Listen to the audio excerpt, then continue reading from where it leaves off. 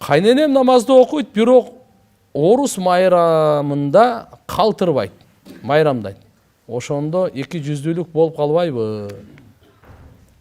Караңыздар, бизде ислам динибизде 3 майрам бар. Биринчиси ошол ороза айт, анан курбан айт. Жума дагы мусулмандардын ар бир аптада болгон майрам. Бул мусулмандардын алхамдулилля майрамы. Bundan sırtkar Allah Taala'nın bergen belek mayramları var. Egemendүүлүк, din erkindigi. Alhamdulillah. Бұл да Allah Taala'nın bir nemati қатарында bir майрам. Анан калганда bir мамлекеттик майрамдар деп катары айтылып калат азыр. Энелердин күнү, пананчалардын күнү, түкүнчөлөрдүн күнү. Бирок карайлы, кайсы эгерде мусулман эместердин майрамы болсо, аны даңазалаган кажети жок. Биз өзүбүз алхамдулилlah пайгамбарыбыз айткан: "Ликулли кавмин айд ва хада айдуна." Ар бир коомдун өзүнүн, ар бир дин карманган элдин өзүнүн майрамы бар. Биздин майрамыбыз бул деп Курбан айтты айтканда. Ошон үчүн иншалла, алхамдулилlah, майрам бул жакшы нерсе, жакшы маанай, Аллага шүгүр келтирип. Бирок исламдагы майрамдарды билип коюңуз. Бирөөнүн дүйнөгө келгени, бирөөнүн дүйнөдөн кеткени менен дайындалбайт да. Иса пайгамбардын дүйнөдөн келгени деп жаңы жыл башталды деп, мисалы христиандар ошондой майрамдайт. Түшүнөсүңөрбү? Bir çoğun ulu adam dünyadan ötüp ketse oşol günde mayram kılıp alат. Je olsa ушундай dünyaga kelgen bolsa oşonu mayram. Жок.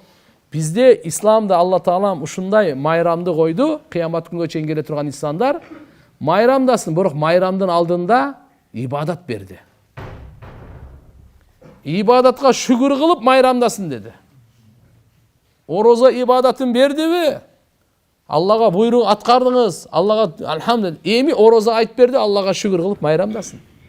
İbadat çınığı oroza ayt mayramı oroza tutkanlar üçün özü. O şöyle gezde başkalardan mayramda öğretemler. Orular var, musafirlar var. Bирок çınığı oşol. Kurban aytkanday acılık, püttü. Maşallah. Yevmi tarbiyada turdu Minada. Andan keyin Arafa günü çıktı Arafat'a.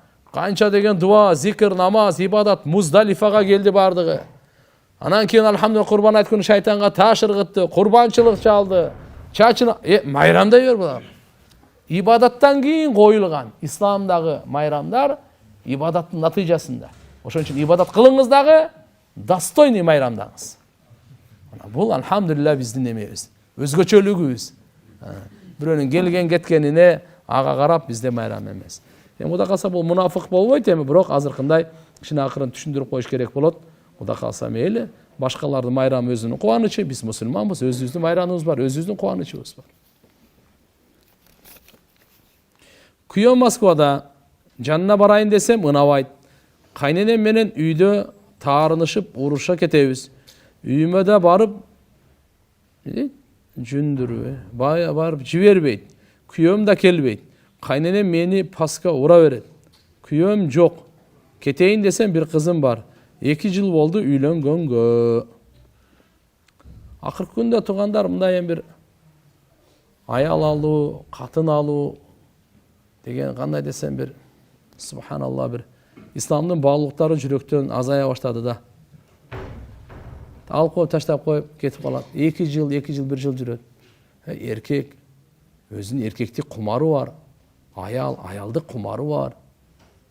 Töşök meselenin şariatta hukuku çoğun.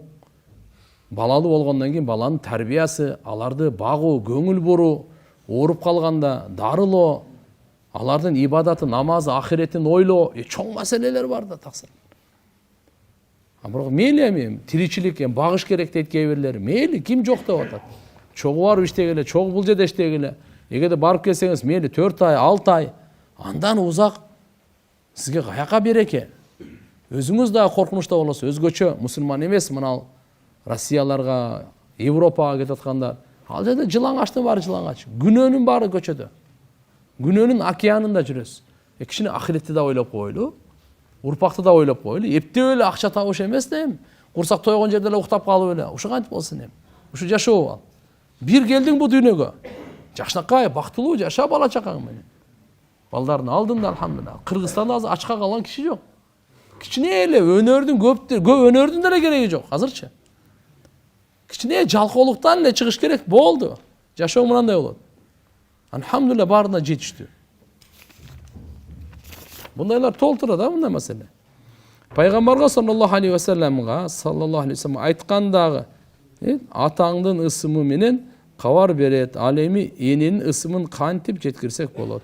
Пайгамбарга таанытуу үчүн, пайгамбарга саллаллаху алейхи вассаламга салават айткан да атаңдын ысымы менен кабар берет. Ал эми энеңдин ысымын кантип жеткирсең болот? Пайгамбарга таанытуу үчүн. Энем сизге салам айтты деп эле коймосо эмне бар? Оңой эле. Пайгамбар саллаллаху алейхи вассаламга Мединага барганыңызда, пайгамбар ал жерде өзү угат. Түздөн түз угат. Сизге жооп берет. Өзүңүз дагы салам айтыңыз. Сизге ким салам айтып кой десе, аны атынан салам айтыңыз. Ошонун катарында апаңыздын атын айтып да салам айтып коюңуз, эчтеке эмес. Кудай кааласа, ага пайгамбарыбыз айткан, ким мага бир салават айтса, Алла Таала ага 10 салават айтат деген. Пайгамбарыбыз мен алдымда Раузада жаткан жеримде кеп салават айтса, салам айтса, мен аны өзүм угам, өзүм салаватына жооп кайтарам деген. Аял киши рүкүгө барганда бир аз тизени бүгөбү. Ооба. Эркектер менен аялдын намазынын айырмасы бар. Кээ бирлер айтат, жок, айырмасы жок. Жок. Жаралуусунда дагы, назиктигинде дагы, жаралганын максатында дагы, кийим кечесинде да, кудум ошондой эле намазында дагы айырма бар. Эркектерге, аялдарга кичине тизесине колу жетсе эле болду. Мейли. Өтө эле эмес биздикиндей болуп мындай эме кылып 90 градус болбойт алар. Түшүнүктүбү? Аларга эмес. Саждага барганда дагы биз колдорубузду тике көтөрөбүз колдорду. Аялдарга жапыс. Аялдар рүкүдө дагы, саждада дагы кичине жапысыраак отурат. Жерге жабышыбыраак отурат. Булар мен астар да эм сатырга уяттуулукту эске алганда биздечи. Тияк бияктарына. Гусул алаарда биринчи кичине дуаны айтуу керекпи? Анан жуунуп бүткөн соң гусул ниет дуасын айтабызбы? Кичине дуаны мен билбейм. Гусул алганда мындай эрежеси менен. Биринчиден заараны чыгарыш керек, бошон. Так. Андан кийин ошол ата белден чыккан урук болсун, же болсо аялдардан чыккан урук болсун, жерге кийимге тийип, эмеге денеге тийип калган жерин тазалап коюш керек. Так. Анан даарат алыш керек. Даарат алып туруп, андан кийин анан гусул. Даарат алдыңыз, ошондо эле ниетиңиз эмне тазалануу да, жетиштүү ушул. Гусулганы ниетиңизде тазалануу, ар бир баягында философский сөздөрдүн кажети деле жок. Мен гусул алып атам, Алла Тааланын ыраазычылыгы үчүн бардыгынан тазаланыш, кыбланы карадым, анан Аллаху акбар деп баштагандычы. Жо, жөн эле. Жөн алхамдулилlah, тазалыкты Алла үчүн ниет кылдым. Болду, баштай бериң. Оозуңузга, мурдуңузга суу аласдагы бардык денен. Даарат алгандан кийин кайра оозго суу алган кереги жок. Мурунга суу алгандын кереги жок. Гусулда мурда даарат алуу сүннөт. Эгерде аны даарат албай деле оозуңузду мурду чайкап полну жууп койсоңуз деле гусулга дагы өтөт, дааратка дагы өтө берет. Бирок даарат ушул баардык гусул алгандан кийин кайра даарат алуу бул бидаат, күнөө болуп калат. Сууну исрап кылдыңыз сиз. Рахмат Аллахына берсин. Эрим өзбекче экен, эрим билан урушсам кет деп хайдады. Жавабını бердим deydi. Yaşasam boladымы? Рахмат. 3 та кызым бар дейт. Эми күйөөсү менен урушуп кетсе, кет деп айдаган экен, жообуңу бердим дептир, эми жашасам болобу? 3 кызым бар деп. Эми караш керек эми. Эгерде ал жерде 3 талак болбосо, буну кайрадан нике кылып жашаса болот. Албетте мына кет деп эле бара айдаганда эле талак түшүп кала бербейт. Аны күйөөсүнүн ниетин билиш керек болот. Чындап эле талак берүүнүн максатында кет жогол деп айдадыбы? Же жөн эле азырынчабы экен? Азыр кет жогол бар, көзүмө көрүнбөчү деп бир айбы же бир жыл көрүнбөй жүр деп атабы? Аны билиш керек да, аны таптакырла ажырашып. Эгерде талак ниет болбосо, буга эме түшпөйт, ажырашуу болбойт да. Мен документ жасайм. Москвадагы медсестра кыздарга жумушка киргизүүгө. Жумушка дагы киргизгенге жасаган документтерге мага 40% акча болот. Арам болбойбу? Мага бул жумушту токтотуш керекпи? Жолукка кирем деп жатам, жакшы күндөрдө үй бүлөмө зыян тийбейби? Мындай да эми. Эгерде мыйзамдуу боло турган болсо, документ жасаганда тияк бияк өзүңүздүн акыңызды ала бериңиз, жакшы эле ал. Бирок мыйзамсыз, фальшивый, сиздиген ошол окшогондор жасай турган болсо, анда болбой калат. Аны баарыбыз өзүбүз билебиз, кайсы мыйзамдуу, кайсы мыйзамсыз. Мекке шаарына медреседе илим алыш үчүн жолдорун айтып койсоңуз. Мен буну билбейт экенмин. Азыр мына жердеги университетке же болбосо муфтиятка барсаңыз, вот ошол жерде Меккедеги медресеге кириш үчүн кээ бир балдар алхамдулилля билет, атайы ошол арыз жазып, документтерин тапшырып, анан күтүп турат, тияктан чыгып калса чакырып келет, анан бара бересиз. Мен банкта иштейм, боло береби, кредит бербейм бирок. Мейли, банкта иштей турган болсоңуз, мына биздеги традиционный кредит бере турган, процентке бере турган, ошол ал жерде тазалаган деле бар, кароолчулук деле бар. Кээ документ алып барып алып келген башка жумуштар болот. Бирок процентке кол коюп, процент бөлүп бере турган ошол жер чатагыраак. Канча кыяматтын айтыла элек белгилери калды? Кыямат жакындадыбы? Сиздин оюңуз кандай? Кыяматтын айтыла элек белгилери калган эмес. Бардык айтылып бүткөн, пайгамбарыбыз айтып койгон. Кичинекей белгилерин дагы айтып койгон, чоң белгилерин дагы айтып койгон. Кичинекей белгилерден 72 белги дейт. Ибн Жарирдин риваятында. Бардык эле болуп калган азырчы. Чоң белгилерден 10 бар, ошо боло элек. Ошого жакындап келе жатат да. Пайгамбар саллаллаху алейхи ва саллям айткан, кыяматка жакын не болот деди? Илим көтөрүлөт деди. Байлык көбөйөт деди. Кан төгү жайылат деди. Заман жакындашат деди. Фитналар оталат деди.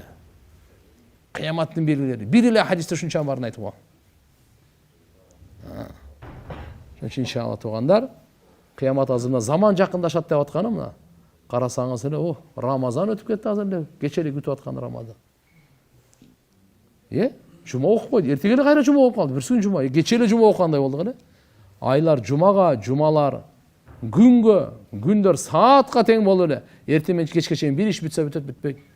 Ушул заман жакындап калганы, ятакарыбыз заман жакындашып атканы кыяматтын белгилеринен. Мал мүлк көбөйүп атабы же жокпу? 10 жыл мурда кандай эле? 20 жыл мурда кандай эле?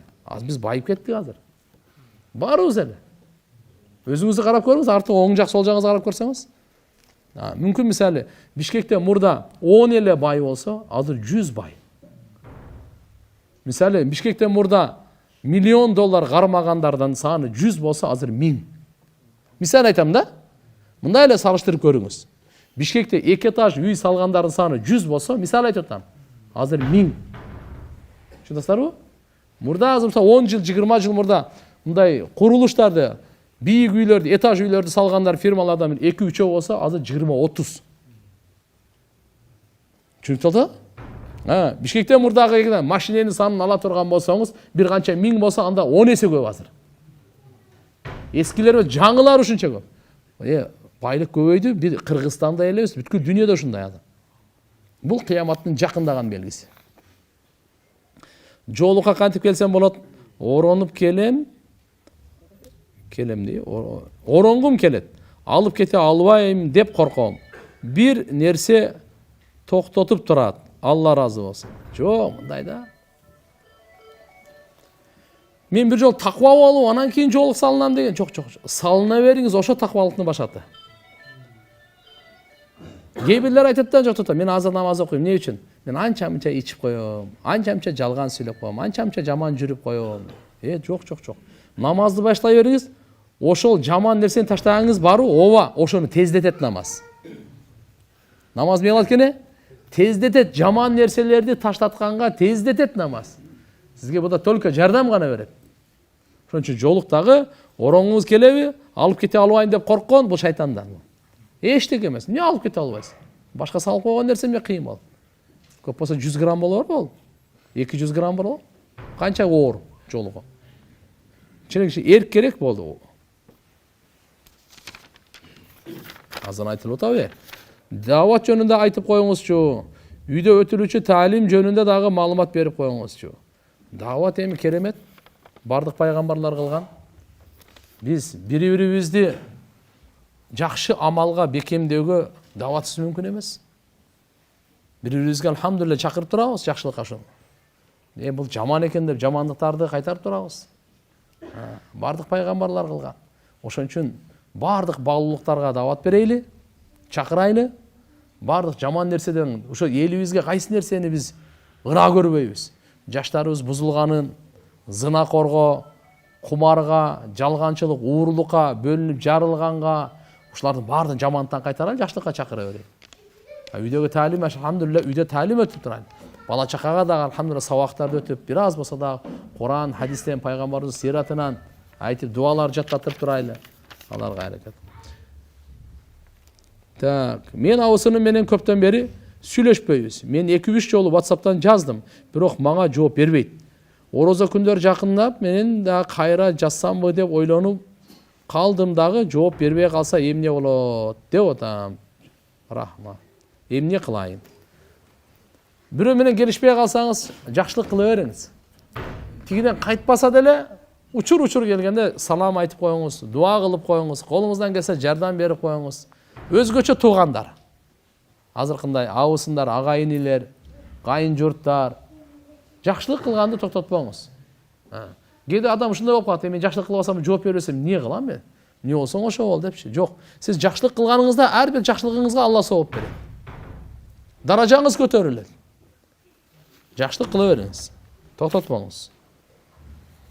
Устаз Курандагы сажда аяттар боюнча айта кетсеңиз, сажда дароо кылыш керекпи? Же чогултуп бир окуса болобу? Алла разы. Эми караңыздар, эгерде ушу бир эле жерде турган болсоңуз, Курани Каримде 14 жерде сажда бар. Бир канча жолу окуп туруп, 4-5 сажданы анан кийин бир кылсаңыз деле болот.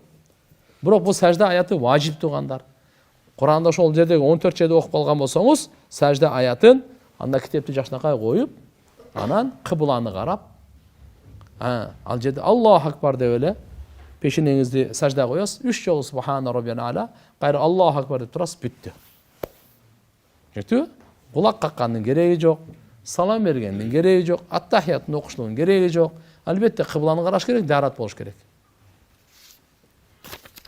Бардын чогултуп кылсаңыз деле болот. Жол болсо топ-топ туруп кылсаңыз деле болот. Бирок көпкө кечиктирбеш керек. Өлүм жашоонун чечимин Алла өзү билет да. Ибадатка убактым жок дегендерге насаат айта кетсеңиз. Кандай ибадат үчүн жаралса гана ошого убакыт жок болуп калат. Андай кылбаш керек тугандар. Мен өзү ибадат үчүн жаралдымбы? Биринчи ибадатка убакыт бөлүп, анан кажетке убакыт бөлүш керек. Мен турмуш курганыма 10 жыл болду. Жолдошум экөөбүз көп уруш болот. Эч жерде иштебейт. Мен безвыходной иштеймин. Бул менин экинчи турмушум болгондуктан ар дайым ызычуу кыла берет. Ал намаз окуйт, мен окубайм. Пайгамбар саллаллаху алейхи ва саллям бир улуу насаатын айтып алайлы. Келишпегендердин баарына ошол дары.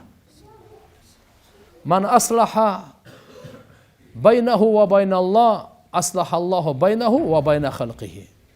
Ким өзү менен Аллахтын ортосунда мамилени оңдосо, Алла ошол менен адамдардын ортосунда мамилени оңдойт дейт. Күйөөсү менен мамиле бузулуп атабы? Алла менен мамилеңизди оңдоңуз. Аялы менен мамилең бузулуп атат? Алла менен мамилеңизди оңдоңуз. Досум менен, туганым менен, абысыным менен, да ким менен гана болбосун. Мамиле бузулуп атабы? Алла менен мамилеңизди оңдоңуз. Алла сиз менен ошолордун ортосунда мамилени оңдоп коет. Бүгүн биз Алла менен мамилебиз бузулган, кечиресиздер. Ошон үчүн биздин тугандар менен, адамдар менен мамилебиздин бузулганын кесепети ушул. Аллахым баарыбызга туура тауфик берсин. Баарыбызга туура түшүнүк берсин тугандар. Ошон үчүн келиңиздер, Алла менен мамилебизди оңдойлу. Ишенимибизди, ибадатыбызды, чынчылдыгыбызды, мүнөзүбүздү. Албетте, пайгамбарыбыз эң улуу кулк мүнөздө ошончо дагы жамандагандар болгон, башка кылган болгон, бирок ага сиз көңүл бурбаңыз. Адамдын баардыгы жага бербейт. Ошон үчүн иншалла мына жерде болбот дегенде жакындарга, туура түшүнгөн акыл эси барларга вот ошолорго үчүн насаат. Жараткан Аллахым кабыл кылсын. Роббана атина фид дуnya хасана ва фил ахирати хасана ва кина.